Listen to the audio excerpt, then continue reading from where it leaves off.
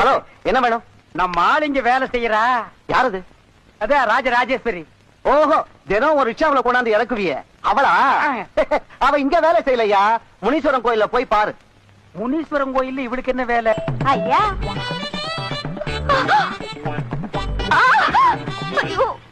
தினமும் என் ரிக்ஷாவில ஏறும் போதே நினைச்சேன், என்னடா துணி எல்லாம் நல்லா இருக்கு, உடம்பு குப்புன்னு நாறுதேன்னு.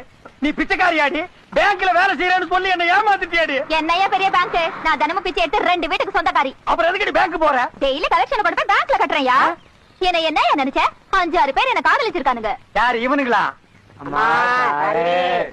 அட பிச்சைக்காரனா இருந்தா பரவாயில்லையே, வேலை வெட்டி இல்லாதவனும் படிக்காதவனுமா தானே என்ன விரும்புறான். நீங்க மட்டும் பரீட்சை எழுதி அதிக மார்க் வாங்கிட்டா இந்த வேலைக்கு வந்தீங்களாக்கும். அதனாலதான் எனக்கு இந்த வேலை ஈஸியா வாங்கி தரேன்னு சொன்னியாக்கும். உங்களுக்கு எந்த வேலை வேணாலும் வாங்கி தரேன். IAS ஆபீஸ்ல இருந்து IB ஆபீஸ் வரைக்கும் எனக்கு எல்லாரையும் தெரியுங்க. ஆமா, பின்ன அவங்க உன்னை தாண்டி தானே போயாங்க.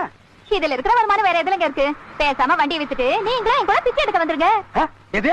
நம்ம 2 பேருக்கும் கல்யாணம் ஆகி நீங்க கபாலீஸ்வரர் கோயில எடுத்துக்கங்க, நான் முனீஸ்வரர் கோயில எடுத்துக்கிறேன். அது என்ன குத்தகை காடி விடுறாங்க எடுத்துக்கிறதுக்கு? முன்னால டப்பா வச்சுட்டு உட்கார வேண்டியதானே. ஏண்டி உழைச்சு சம்பாதிக்கிற என்ன பிச்சைக்காரன் ஆக்குறியா? நீங்க ஒண்ணும் கவலைப்படாதீங்க, எங்க அப்பா கிட்ட சொல்லி நேபாள்ல இருந்து உங்களுக்கு வரதட்சணையா ஒரு திருவாடு கொடுக்க சொல்றேன். பிச்சைக்கார, இந்த ₹1 அந்த குச்சி கொஞ்சம் கொடு. அடி இருக்கே, யோ, யோ, யோ, போனாலும் நான் விட மாட்டேன். யோ, யோ, யோ, யோ, யோ, யோ, யோ, யோ, கொஞ்சம் முன்னாடி புடிச்சு போடுங்க.